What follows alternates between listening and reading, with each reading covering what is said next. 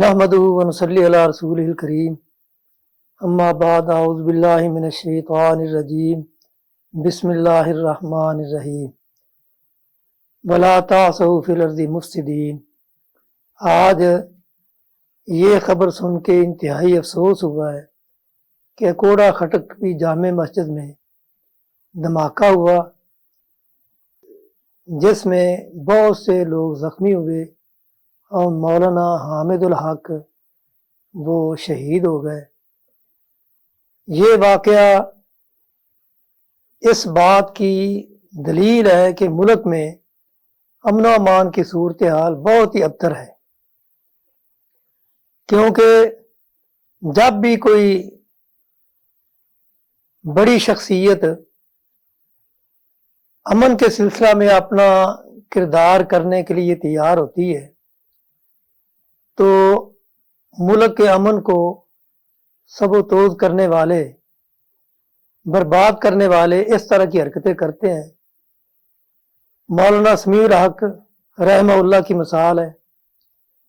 کہ ان کو کس وقت شہید کیا گیا، اور آج جب کہ کرم کا واقعہ ہے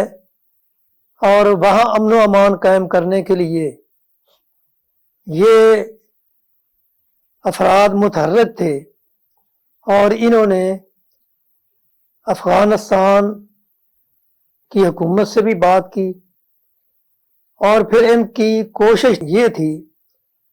کہ ہم پاکستان اور افغانستان کے درمیان جو تعلقات کشیدہ ہیں اس کشیدگی کو دور کروائیں، اور اس لیے یہ متحرک تھے، اور امن کو تباہ کرنے والوں نے ان کو صفحہ ہستی سے ختم کر دیا، ان کو شہید کر دیا، تاکہ جو لوگ ملک میں امن و امان قائم کرنا چاہتے ہیں ان کو زندہ نہ چھوڑا جائے۔ تو میری ملکی اداروں سے یہ گزارش ہے کہ ان کی یہ ذمہ داری بنتی ہے کہ جو لوگ ملک کا امن و امان اس طرح تباہ کرنا چاہتے ہیں ان کو قرار واقعی سزا دی جائے۔ میں یہ سمجھتا ہوں اگر مولانا سمیع الحق شہید کے قاتلوں کو سزا مل جاتی تو آج یہ دوسرا واقعہ رونما نہ ہوتا۔ اس لیے میں اداروں سے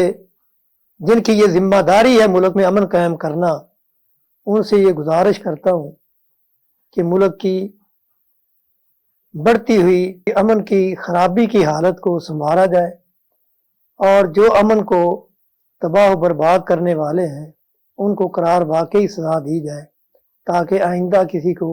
اس طرح کی حرکت کرنے کی جرات